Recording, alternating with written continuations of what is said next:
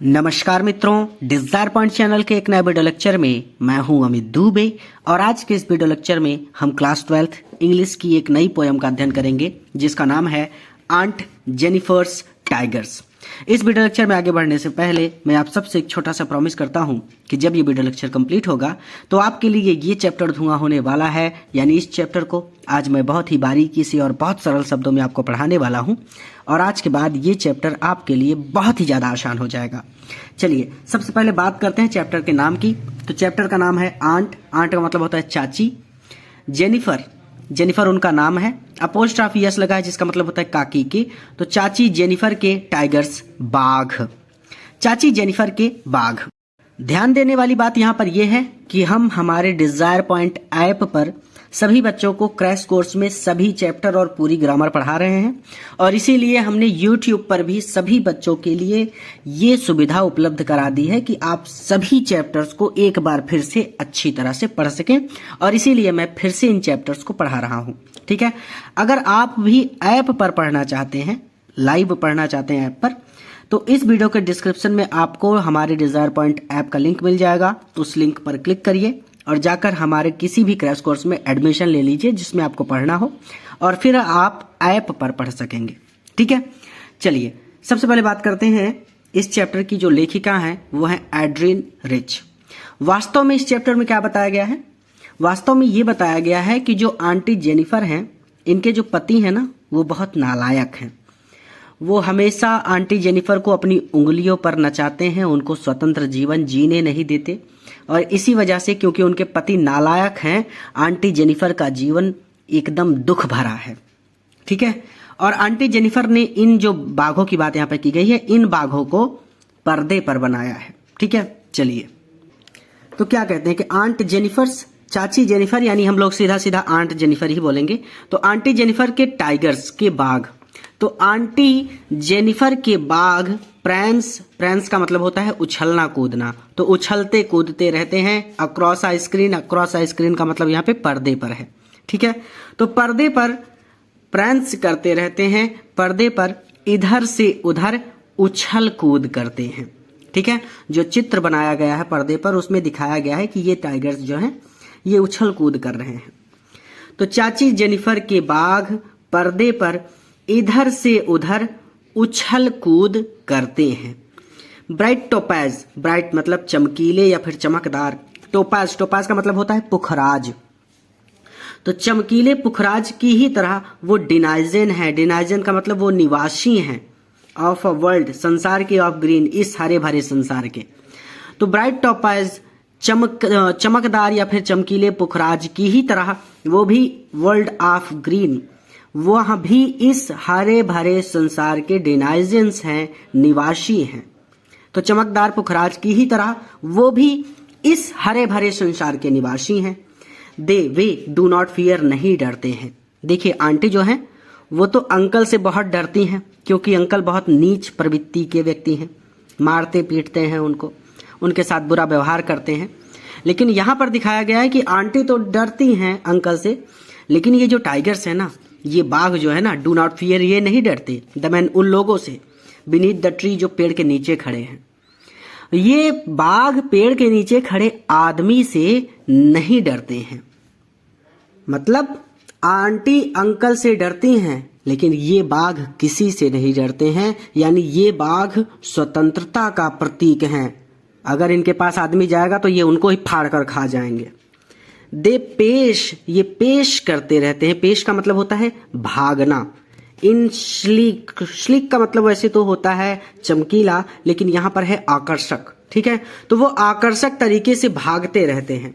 शिवरलिक का मतलब होता है शूरवीर। ठीक है, लेकिन यहाँ पे हम लोग कहेंगे, देखिए चिवरलिक सर्टेनिटी का मतलब होता है निसंदेह, या फिर आप कह सकते हैं कॉन्फिडेंस। आप कहते हैं ना मुझे बहुत कॉन्फिडेंस है, तो इस कॉन्फिडेंस को ही हम कहते हैं निस्संदेह या फिर निश्चितता।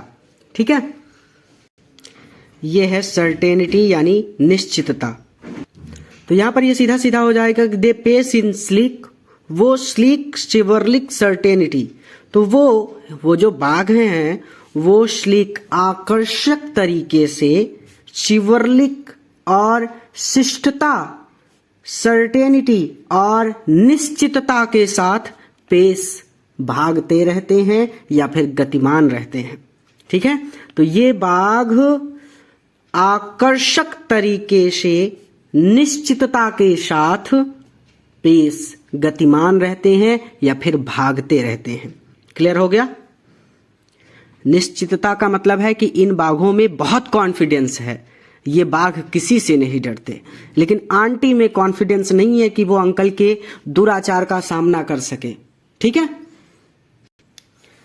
आंट जेनिफर्स फिंगर्स, आंट चाची जेनिफर, जेनिफर की फिंगर्स उंगलियां, चाची जेनिफर की उंगलियां फ्लटर कर रही हैं, फड़फड़ा रही हैं। थ्रो हर वूल, उनकी वूल में, उनके ऊन में, यानी वो ऊन से कुछ बना रही हैं। ठीक है, तो चाची जेनिफर की उंगलियां उनके ऊन में फ्लटरिंग कर रही हैं, फड़फड़ा रही हैं। फाइंड इवन, और यहां तक कि आइवरी, आइवरी का मतलब होता है हाथी दांत से बनी हुई सलाई जो होती है, जिससे स्वेटर बुनते हैं। माता जी से पूछिए, वो बताएंगी। तो फाइंड इवन द आइवरी, यहां तक कि हाथी दांत से बनी सिलाई को भी, नीडल, नीडल का मतलब सिलाई, तो हाथी दांत से बनी सिलाई को भी हार्ड टू पुल, पुल मतलब होता है खींचना, खींचना यानी उठाना, हार्ड कठिन दिखता है या फिर कठिन प्रतीत हो रहा है। और यहां तक कि उनके लिए हाथी दांत से बनी सिलाई को भी उठाना या फिर खींचना कठिन प्रतीत होता है। इसका मतलब ये बताया गया है कि वो एकदम से अपने जीवन से ऊब गई है। The massive weight, massive weight वजन, किसका वजन? ऑफ अंकल्स वेडिंग, अंकल के वैवाहिक बैंड, बंधन का। तो अंकल के वैवाहिक बंधन का मैसिव वेट, भारी वजन, सिट्स हैवीली, सिट्स हैवीली यानी भारी पड़ रहा है, upon aunt Jennifer's hand, upon का मतलब होता है के ऊपर, किसके ऊपर? आंट जेनिफर, चाची जेनिफर के हैंड्स, हाथों के ऊपर। चाची जेनिफर के हाथों के ऊपर सिट्स हैवीली, भारी पड़ रहा है। यहाँ पे हाथों से मतलब नहीं है, यहाँ पे पूरे जीवन से मतलब है। उनके वैवाहिक जीवन का, जो अंकल के वैवाहिक जीवन का बंधन है ना, वो चाची जेनिफर के पूरे जीवन पर भारी पड़ रहा है। ठीक है, तो आंट जेनिफर की फिंगर्स फ्लटरिंग थ्रू हर वूल, चाची जेनिफर की उंगलियां उनके ऊन में फड़फड़ा रही हैं। Find even the ivory needle hard to pull, और हाथी दांत से बनी सिलाई को भी उठाना उनके लिए कठिन दिखता है। अंकल्स वेडिंग बैंड, चाचा के या फिर अंकल के वैवाहिक बंधन का मैसिव वेट, भारी वजन, sits heavily upon aunt Jennifer hands, चाची जेनिफर के हाथों पर सिट्स हैवीली, भारी पड़ता है या फिर भारी पड़ता प्रतीत हो रहा है। When aunt is dead, अब when, जब आंट चाची इज डेड, मर चुकी हैं। अब जब चाची मर चुकी है या फिर आंट मर चुकी हैं, हर टेरिफाइड हैंड्स, तो उनके भयाक्रांत हाथ, टेरिफाइड भयाक्रांत, उनके हाथ हमेशा अंकल से डरते रहते थे ना, कहने का मतलब वो हमेशा अंकल से डरती थी। तो भयाक्रांत हैंड्स, उनके भयाक्रांत हाथ विल लाई, गिर पड़ेंगे। अब जबकि चाची मर चुकी हैं तो उनके भयाक्रांत हाथ विल लाई, गिर पड़ेंगे। भाई मर गई तो जीवन खत्म। ठीक है, स्टिल रिंग, और उन्होंने अभी भी वो अंगूठी पहन रखी है विथ ऑर्डिल्स, जिसकी मदद से सिवाज, उनको मास्टर्ड बाई, गुलाम बनाया गया था। लेकिन उन्होंने अभी भी वह अंगूठी पहन रखी है जिसकी मदद से उन्हें गुलाम बनाया गया था। अर्थात अंकल ने विवाह कर लिया तो गुलाम बना लिया। कुछ होते हैं पुरुष एकदम नीच प्रवृत्ति के होते हैं, उनको लगता है किसी महिला से विवाह कर लिया तो उसको अपना नौकर बना लिया। अपने आसपास ही आप लोग ऐसे लोगों को देखते होंगे। पूर्ण रूप से वो लोग पुरुष कहने के भी भागीदार नहीं होते। ऐसे लोगों को तो छोड़िए, जाने दीजिए। कभी भी ऐसा नहीं करना। अगर आपके जीवन में कोई जीवन संगिनी आती है तो उसके साथ कभी ऐसा नहीं करना। ठीक है, उसे स्वतंत्रता देना, क्योंकि अपना पूरा परिवार छोड़कर केवल आपके भरोसे वो आपके घर आती है। और आप क्या करते हैं ये आप पर निर्भर करता है। तो मूर्खों जैसी हरकतें मत करना। जीवन में उसको भी सम्मान देना और उसको अपने बराबर में बिठाना, अपने साथ लेकर चलना, पूरी तरह से उसको स्वतंत्रता देना, ताकि उसको एहसास हो कि उसने एक अच्छे व्यक्ति से विवाह किया है। ठीक है, तो still ring with ordeal, she was mastered by, और उन्होंने अभी भी वहां अंगूठी पहन रखी है जिसकी मदद से उन्हें गुलाम बनाया गया था। द टाइगर्स, वो बाघ इन द पैनल, जो उन्होंने पैनल पर बनाए थे। पर्दे पर उन्होंने जो बाघ बनाए थे, दैट शी मेड, आगे लिखा तो है दैट शी मेड, जो उन्होंने बनाए थे। तो टाइगर्स वहां बाघ, द पैनल पर्दे पर, दैट शी मेड जो उन्होंने बनाए थे, अर्थात पर्दे पर जो बाघ उन्होंने बनाए थे, will go on prancing. Press का मतलब मैंने पहले ही बताया था कि उछलना कूदना। वो उछलते कूदते, प्राउड गर्व के साथ, एंड अनअफ्रेड और बिना डरे चलते चले जाएंगे, अर्थात वो चित्र हमेशा बना रहेगा और जब तक वो चित्र रहेगा वो स्वतंत्रता का प्रतीक रहेगा। ठीक है, आंटी के लिए ये बाघ ही स्वतंत्रता के प्रतीक थे, अर्थात आप किसी व्यक्ति के शरीर को गुलाम बना सकते हैं लेकिन उसके मन को नहीं। आंटी का मन जो था वो स्वतंत्र था लेकिन उनका शरीर गुलाम था।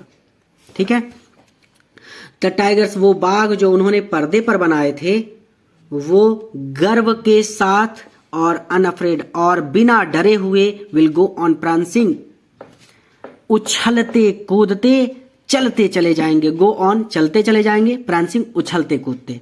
ठीक है, तो उछलते कूदते चलते चले जाएंगे। चैप्टर यहीं पर कंप्लीट होता है। पूरा वीडियो देखने के लिए धन्यवाद। इस वीडियो को अपने मित्रों के साथ भी शेयर करें ताकि वो भी इससे लाभ ले सकें। किसी नए वीडियो लेक्चर में किसी नए चैप्टर के साथ मैं आपसे फिर से मिलता हूं।